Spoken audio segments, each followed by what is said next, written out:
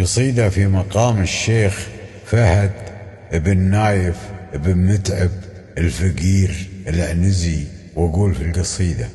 يا قصيدي وانقدانات البحر ملولة، ورق عرش الشعر بطش وزود والبس تاجه، بلغ اللي ضاق من مدحي الراع الطولة، يشرب بطارف غدير بروقه الا حاجه، جعل بيك النار لو تصل الربع فعوله، كان جالي في مديحك صيغه وديباجه، انت ودك بس بيك اخطاب ذيك الجوله، يوم واجه جدك من امك بكيت انتاجه، ما غدا خالك سبيعي كود تشبه زوله، البزي بزي الشنافة لا بدا منهاجه، وينك وين الفقير الياك دشت فعوله، والله ما تسوى التفاتيلك مع الهراجة،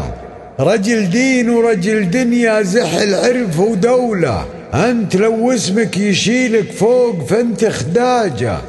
دعني اغني بممدوحي فلنت بحوله، ما هو بحاجة مديحي يحتميه سياجه، سمعته تحمي قفاه وهيبته ودلوله، خلت رقاب الرجال بسيرته من عاجه، عنزي قد غشاه من الاله قبوله، الحمية والفزع والطيب تحت حجاجه،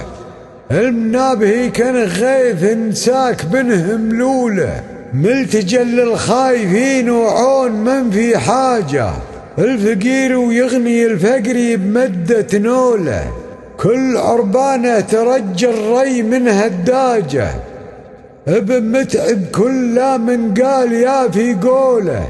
يتغنى الركب باسمه شلت اللجاجه، فهد بن نايف هو الدكتور واسمه هوله، وجه بن عمه وجاهه وجهته وعلاجه، يا قصيدي لو تطيول مستحيل الطوله، ناجب ونايف إلى منه سمح لك ناجه. مانع بن شلحاط.